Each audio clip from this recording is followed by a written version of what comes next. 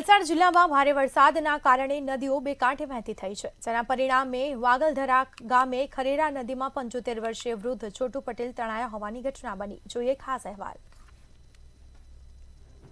વલસાડ જિલ્લામાં વરસ્યો ભારે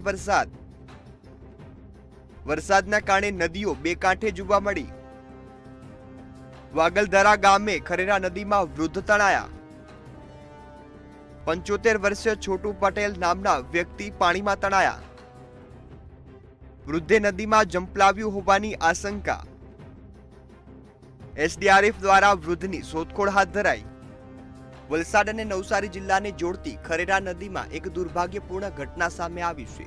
નવસારી જિલ્લાના બળવાલાના સ્કૂલ ફળિયાના 75 વર્ષીય વૃદ્ધ ખરેરા નદીના લોલાયન બ્રિજ પરથી પસાર થતા નદીમાં તણાઈ ગયા હતા। નદી કિનારે ઉભેલા એક વ્યક્તિએ આ ઘટના જોઈ હતી। તેણે તરત જ ગામના નિશાળ ફળિયામાં રહેતા સ્થાનિક લોકોને જાણ કરી હતી। સ્થાનિક લોકોએ તાત્કાલિક બચાવની જે કામગીરી છે તે શરૂ કરી હતી।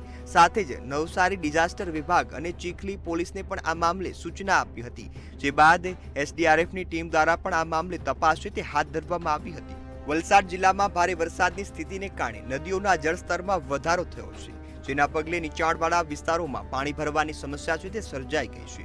આવી પરિસ્થિતિમાં સ્થાનિક વહીવટીતંત્ર અને એસડીઆરએફની ટીમો એલર્ટ પર જોવા મળી છે અને લોકોને સુરક્ષિત સ્થળે ખસેડવાની કામગીરી છે તે પણ ચાલી રહી છે। ત્યારે 75 વર્ષીય વૃદ્ધ છે તેઓએ નદીમાં જંપલાવ્યું હોવાની હાલ આશંકા વ્યક્ત કરવામાં આવી છે, જે બાદ એસડીઆરએફની ટીમો છે તેની શોધખોળમાં લાગી છે। વલસાડ તાલુકાના વાગલધરાની ઘટના છે। વાગલધરાની ખરેરા નદીની અંદર છોટુભાઈ પટેલ નામના એક વ્યક્તિએ જાતે જંપલાયું હોવાની હાલ આશંકા વર્તાઈ રહી છે, પરંતુ એસડીઆરએફની ટીમ દ્વારા સતત હાલ એમને શોધખોળની કામગીરી હાથ ધરાઈ રહી છે। એસડીઆરએફની ટીમ સાથે સાથે જોવા જઈએ તો અહીંના જે ગ્રામવાસીઓ છે તે પણ મોટી સંખ્યામાં અહીં જોડાઈ રહ્યા છે। ત્યારે સાથે સાથે જોઈ શકો છો છોટુભાઈને હાલ શોધવાની કામગીરી હાથ ધરાઈ રહી છે। આપ જોઈ શકો છો કે વલસાડ જિલ્લાની અંદર ભારે વરસાદ છે, ભારે વરસાદના કારણે અહીં જે જિલ્લાની નદીઓ છે તે હાલ બે કાંઠે જોવા મળી રહી છે।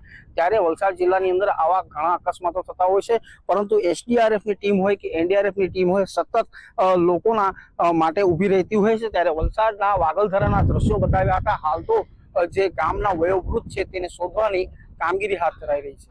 મયુર જોશી, મંતવ્ય ન્યૂઝ, વલસાડ।